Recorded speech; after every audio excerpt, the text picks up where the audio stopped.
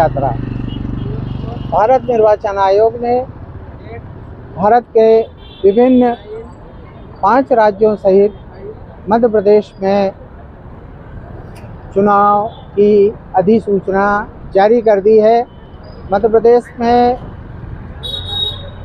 आदर्श आचार संहिता लागू हो गई है।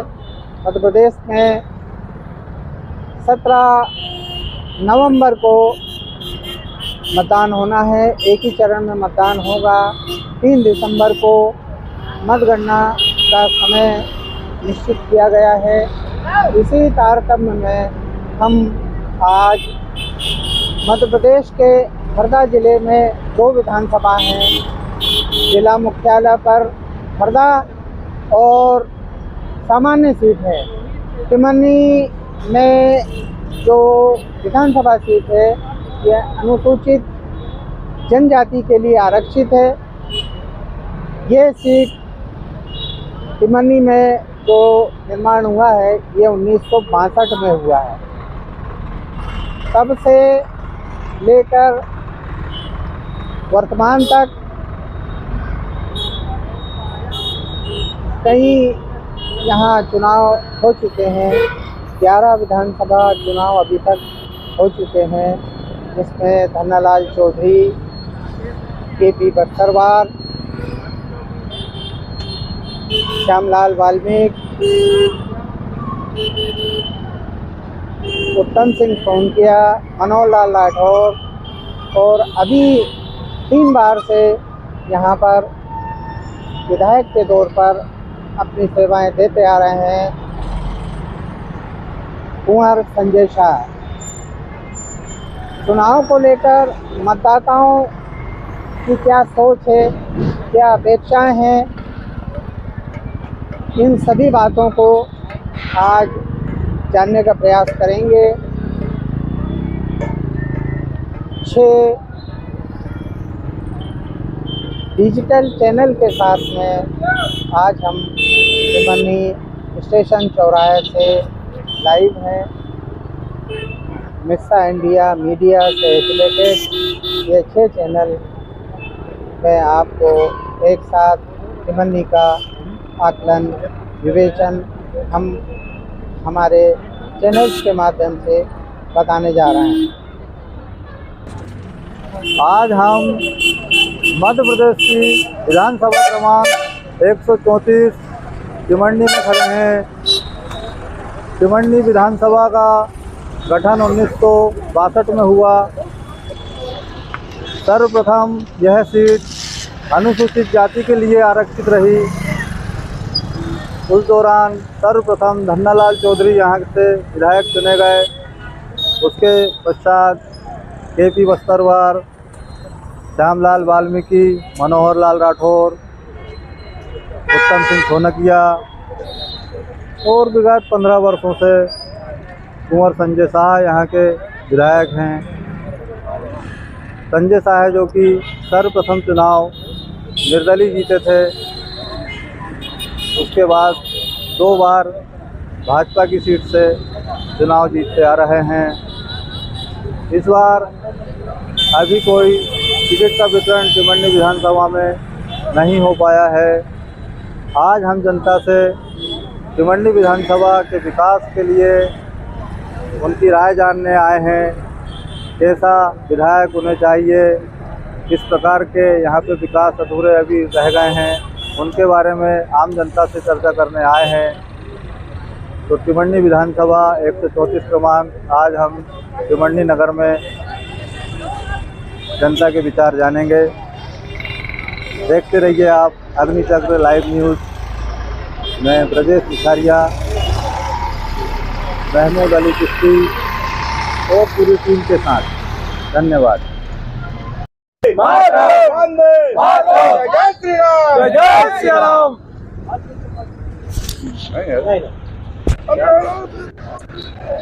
तो हम हमारे दर्शकों को एक बार पुनः नमस्कार करते हैं और मध्य प्रदेश की विधानसभा क्रमांक 134 टिमरनी के मतदाता आम जनता से हम रूबरू हो रहे हैं और जानना चाहेंगे कि अभी यहाँ पर प्रत्याशियों की घोषणा नहीं हुई है विधानसभा जो लड़ेंगे। यहाँ की जनता से जानना चाहेंगे कि आपको कैसा प्रत्याशी चाहिए, क्या क्या अपेक्षाएं हैं। तो सबसे पहले मैं सुनील जी दुबे से जानना चाहूँगा कि आपको टिमरनी विधानसभा में कैसा प्रत्याशी चाहिए और उससे क्या अपेक्षाएं हैं। मैं जैसे आपने सवाल किया है उसी जवाब देना चाहूँगा कि आप जो बोल रहे हैं कैसा प्रत्याशी चाहिए, तो मैं ये बोलना चाहूँगा कि संजय शाह जी जो हमारे विधायक है वर्तमान, ऐसा ही हमें प्रत्याशी चाहिए, यही प्रत्याशी के रूप में चाहिए।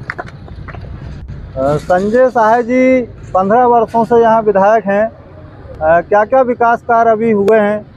यदि आप देखना चाहते हैं विकास की यदि परिभाषा ही भारतीय जनता पार्टी, और भारतीय जनता पार्टी के माध्यम से माननीय संजय शाह जी ने हर वर्ग के लिए और हर क्षेत्र के लिए निरंतर विकास किया है। आप भी यदि गए होंगे, यदि वन क्षेत्र, हम सबसे पहले बात करते हैं वन क्षेत्र की, हमारा अंतिम गांव मालेगांव, यदि यहाँ से भी यदि हम देखेंगे, अभी मैं पिछले माह मेरे परिवार के साथ जंगल गया था, तो उनका कहना ये पड़ा कि आने के बाद रास्ते में उन्होंने बोला कि हमको लगा ही नहीं कि हम जंगल आए कि वन क्षेत्र आए, कोई भी जगह एक गड्ढा नहीं मिला हमको।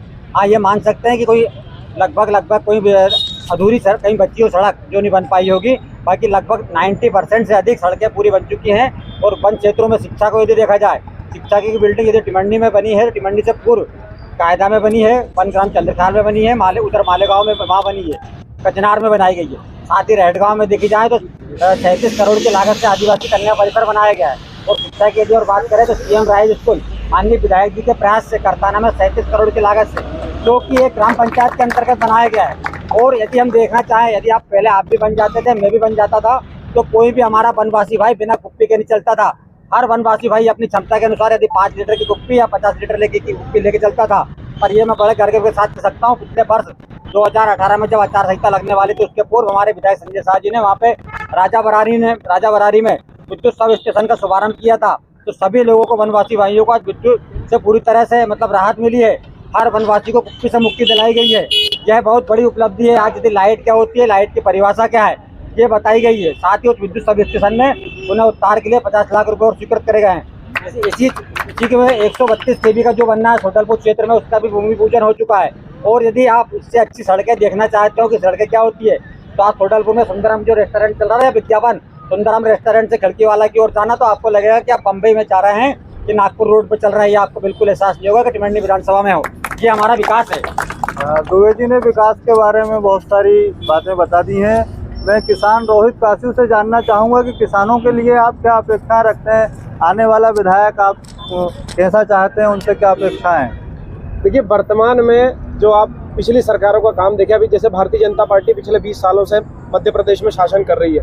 भारतीय जनता पार्टी ने जो किसानों के लिए काम किया है वो किसी पार्टी ने नहीं किया। आप पुराना इतिहास भी देखेंगे तो अपन पुरानी बात करें तो आप देखिए, भारतीय जनता पार्टी एक ऐसी पार्टी है जिसने ग्रामीण भारत को और किसानों को खासकर से अगर कीचड़ से मुक्ति दिलाने का काम किया है तो वो है भारतीय जनता पार्टी ने किया है। और किसानों को कर्ज से मुक्ति दिलाने का काम किया है तो वो अटल जी की योजना प्रधानमंत्री किसान क्रेडिट कार्ड, जिन्होंने किसानों को चक्रवृद्धि ब्याज से मुक्ति दिलाने का काम किया है। तो किसानों के लिए निरंतर काम करती है भारतीय जनता पार्टी मध्य प्रदेश में। और मैं कहता हूँ पूरे भारत में भारतीय जनता पार्टी ने मध्य प्रदेश में एक ऐसा काम किया है जो जायद की फसल मूंग की, जो कहीं पूरे भारत में देख लो आप कहीं खरीदी नहीं जाती, लेकिन आप रबी और खरीफ की फसल को भी छोड़ के जायद की मूंग की खरीदी हुई भारतीय जनता पार्टी की सरकार ने मध्य प्रदेश में की है और हरदा जिला में की है। हरदा जिले का किसान आप देखिए गड्ढे से निकलकर ऊपर आकर बैठ गया है। ये किया है भारतीय जनता पार्टी की सबसे बड़ी उपलब्धि। हर गांव में किसान के घर तक, खेत तक पहुंच मार्ग आप देखिए पूरा पक्का बना हुआ है। वनांचल के गांव में जाइए, वहां पर वनवासी के खेत तक सड़क बनाने का काम अगर किसी ने किया तो भारतीय जनता पार्टी की सरकार ने किया। देखिए, बता रहे हैं कि जो काम हुए उनके बारे में बता रहे हैं।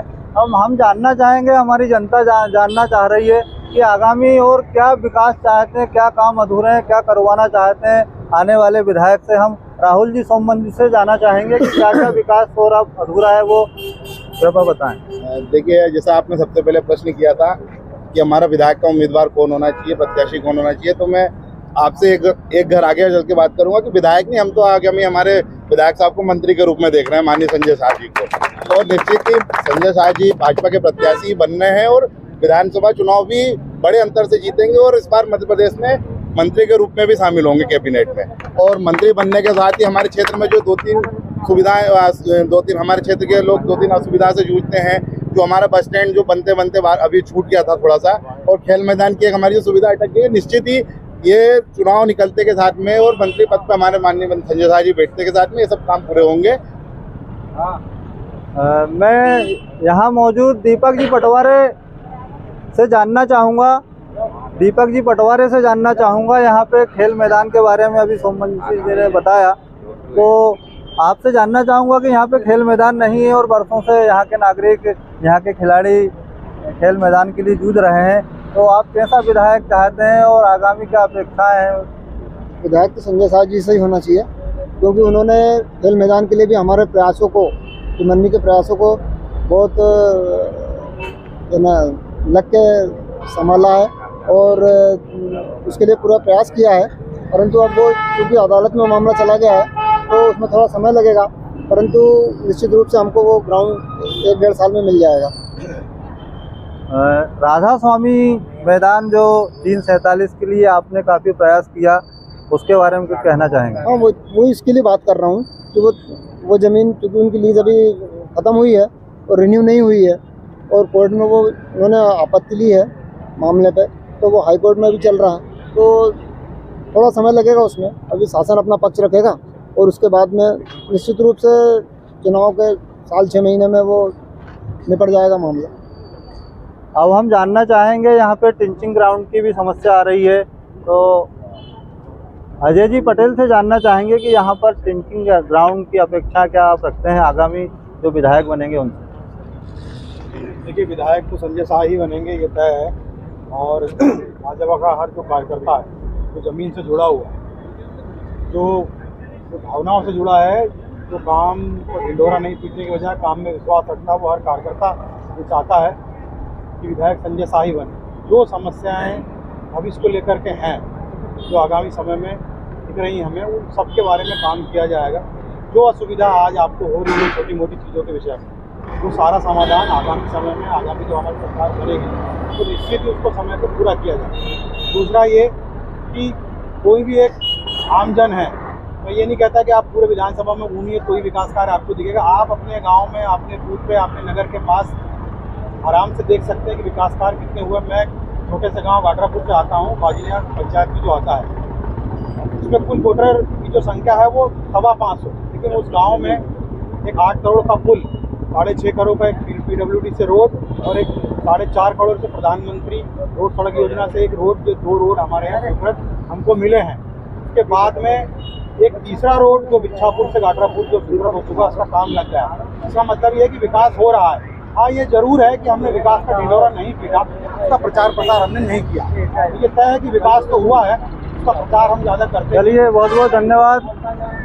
हमारे बीच जयंत कौशल हैं, मैं इनसे जानना चाहूँगा, यहाँ पे टिंचिंग ग्राउंड की बड़ी समस्या आ रही है और क्या यहाँ की व्यवस्था है टिंचिंग ग्राउंड की कचरा फेंकने की, और क्या आगामी आने वाले विधायक से आप क्या अपेक्षा रखते हैं? मैं बोलना चाहता हूँ, विधायक जी ने तो बहुत प्रयास किया है हर चीज़ में, हर संभव में। और टिंचिंग ग्राउंड की जो समस्या है, एक दिन हमने वहाँ पर JCB वगैरह पहुँचवा के, कुछ कचरा वगैरह है उसमें भी आगे प्रयास कर रहे हैं कि उसमें भी कुछ अपन आगे वाले भविष्य में कुछ खाद वगैरह बनाने की कुछ मशीन वगैरह है, जिससे कि उससे कुछ अच्छा उपयोग हो। और टिंचिंग ग्राउंड में वहाँ पर और भी जगह आएगी, उसको डेवलपमेंट करके वहाँ पर और बड़े स्तर पर करा जाएगा। और मैं कहना चाहता हूँ कि विधायक संजय शाह जी ने बहुत ही अच्छा कार्य किया है, हमारी विधानसभा में चौमुखी विकास किया है। आप खुद देख रहे हो, चाहे वो कृषि विभाग में हो, चाहे चिकित्सा विभाग में हो, शिक्षा क्षेत्र में हो। हमारे प्रदेश के मुखिया हमारे शिवराज सिंह चौहान जी को मैं बहुत बहुत धन्यवाद देना चाहता हूँ, जिनने आज हमारे बीमारू राज्य को आज विकसित राज्य बनाया है। और मैं हमारे विधायक संजय शाह जी को भी बहुत बहुत धन्यवाद देना चाहता हूँ, जो उन्होंने हमारे विधानसभा क्षेत्र में, चाहे वो वन क्षेत्र में पुल हो, खेत से लेकर आज आप खुद देखते हो कि रोड है, पहले रोड नहीं होते थे कांग्रेस सरकार में। और आप खुद देखते हो कि अच्छे अच्छे स्कूलें बने हैं। आप वन क्षेत्र में आप चले जाइए, वहाँ रेड गाँव में एकलव्य महाविद्यालय, करताना में CM राइज स्कूल, और अपने बड़े बड़े अस्पताल अभी अपने यहाँ पर भी आप देख रहे हो कि पहले हॉस्पिटलों की क्या कंडीशन रहती थी, डॉक्टर नहीं रहते थे और सुविधा कुछ नहीं रहती थी। आज एम्बुलेंस से लेकर हर चीज़ की व्यवस्था है। आप देखते हो सुरक्षा के उसमें भी महिलाओं के लिए शिवराज सिंह चौहान जी ने आज अन्य वर्ग या कोई सा भी वर्ग हो उसके लिए इतनी सुरक्षा दी गई है। 100 डायल है, आप एक फ़ोन लगाओ, आपके घर पे उपलब्ध हो जाएगी। आपको कोई सी भी समस्या हो तो आपके लिए प्रशासन हमेशा आपके साथ। चलिए, बहुत बहुत धन्यवाद। विकास की बात कर रहे हैं, बहुत ज़्यादा विकास हो गया, क्या कमी है अभी ये बताएंगे सागर जी तिवारी, और क्या चाहते हैं अभी? पहला मेरा आधार कार्ड बनाना। गौ माता के लिए भी एम्बुलेंस पहुंच जाती है। एक अच्छा जनप्रतिनिधि उसको माना जाता है जो शिक्षा, मेरे हिसाब से व्यक्तिगत मेरा मानना है, जो शिक्षा और स्वास्थ्य के क्षेत्र में अच्छा काम करे।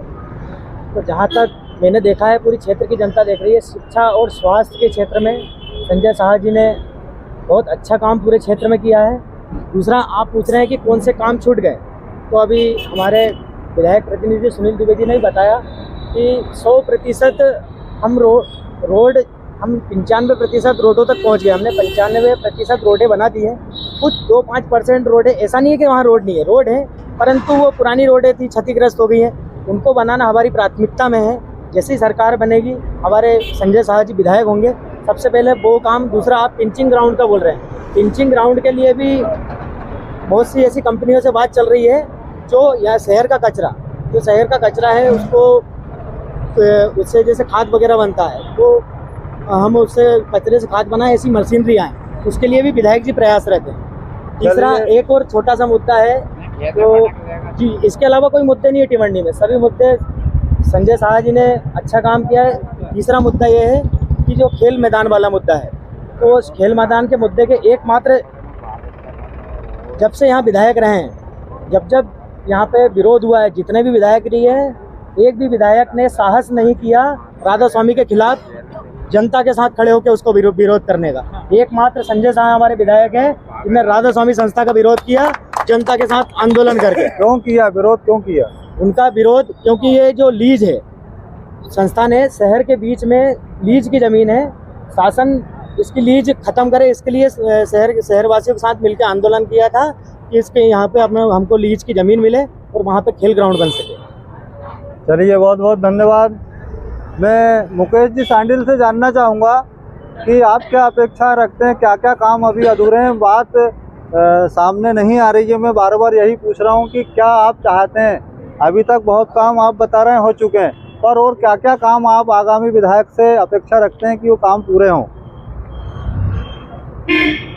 देखिए, हमारे लोकप्रिय विधायक और संजय शाह जी के नेतृत्व में टिमरनी विधानसभा क्षेत्र लगातार उन्नति की अग्रसर है और हमने हर क्षेत्र में उन्नति की है। रोटी कपड़ा मकान, शिक्षा, स्वास्थ्य, सभी प्रकार की सुविधाएं प्रदेश सरकार के साथ में मिलकर, जो लाडली लक्ष्मी योजना, मुख्यमंत्री कन्यादान और भी जो योजना है केंद्र सरकार की, सब योजनाओं के साथ मिलकर हमने चहुमुखी विकास किया है।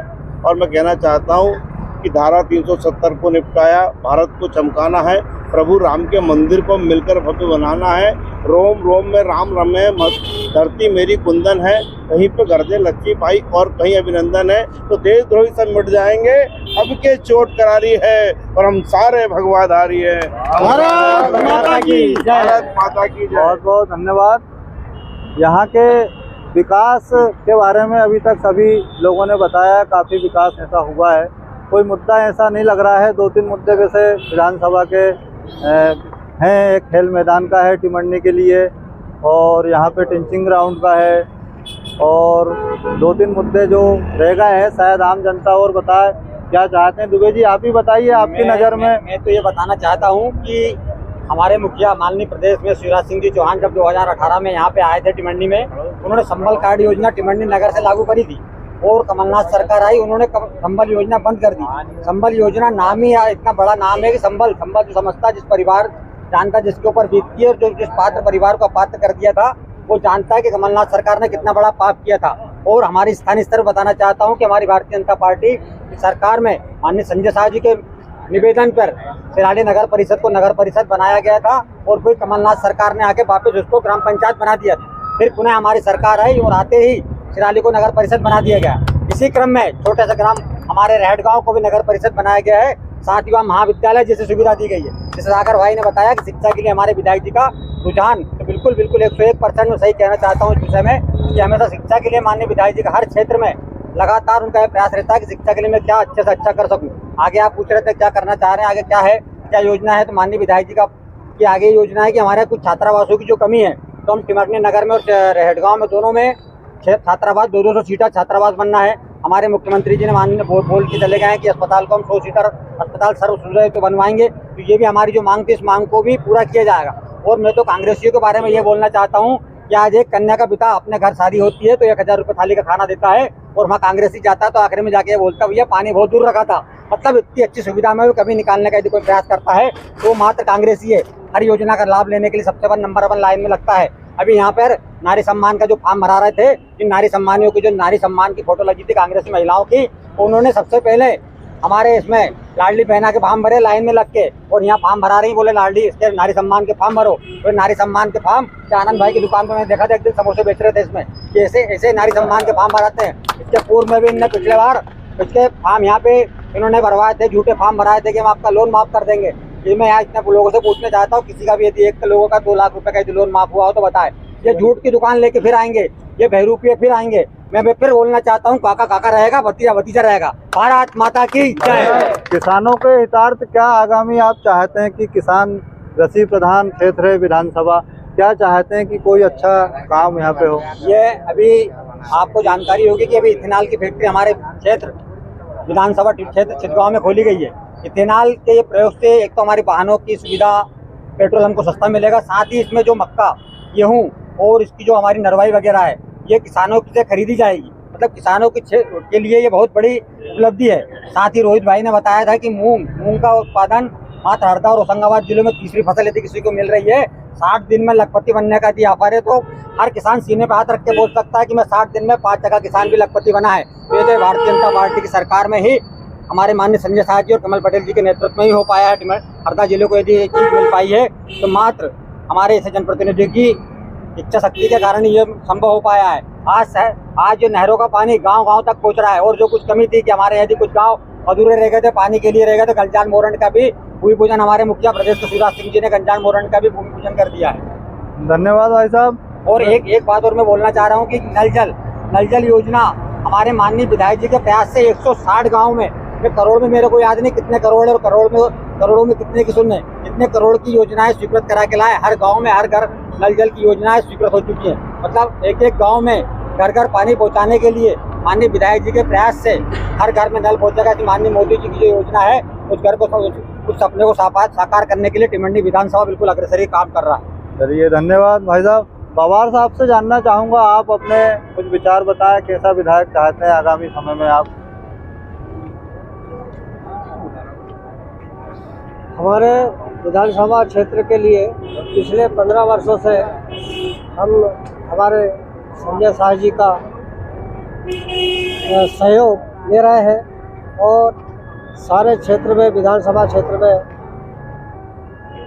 कार्य इतना हो गया है, विकास की गंगा इतनी बह रही है कि कोई भी व्यक्ति आकर और किसी भी गांव में जाकर वो देख सकता है।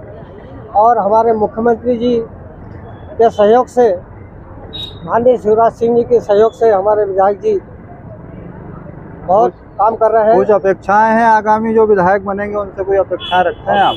हमारे संजय शाह जी विधायक बनेंगे ये निश्चित है, और वो जैसे ही जीत कर आएंगे तो टिवर्नी का रेलवे का ब्रिज का वो उद्घाटन करेंगे और टिवर्नी का रेलवे का सबसे पहले ब्रिज बनवाएंगे जो नर्मदा नदी और इधर इंदौर बैतूल से जोड़ता है। ये अपेक्षा हमारी विधायक जी से रहेगी। चलिए धन्यवाद। देखिए यहाँ पर आप कुछ बताना चाह रहे थे। लक्ष्मी नारायण जी से अपेक्षा करेंगे कि यहाँ विधानसभा में क्या क्या अपेक्षाएं हैं, क्या विकास काम कुछ अधूरे रह गए हैं, आगामी समय में क्या चाहते हैं आप आगामी विधायक जो बनेंगे उनसे? मैं एक चीज़ बताना चाहता हूँ कि अभी बहुत सारी बातचीतें हुई कि कांग्रेस को आज मुद्दा ढूंढना पड़ रहा है, यानी कांग्रेस पूरी तरह से मुद्दा विहीन हो चुकी है। और अगर आपको विकास की गंगा देखना है तो हमें 15 साल 20 साल पहले का इतिहास देखना पड़ेगा, जब दिग्विजय सिंह का यहाँ पर शासन था, जहाँ भूख भय और भ्रष्टाचार की गंगा बहती थी, और जहाँ हम 3 मुद्दों को लेकर सबसे पहले भारतीय जनता पार्टी ने कांग्रेस के विरुद्ध चुनाव लड़ा था। और वो 3 मुद्दे थे, बिजली, सड़क और पानी। इन तीनों मुद्दों को लेकर जब भारतीय जनता पार्टी शासन में आई तो उन्होंने सबसे पहले ये 3 कार्य करके और दूसरी बार अपनी पारी को खेली। उसके बाद निरंतर जो विकास की गंगा को बहाया तो वो चौमुखी विकास हमको चारों ओर दिख रहा है।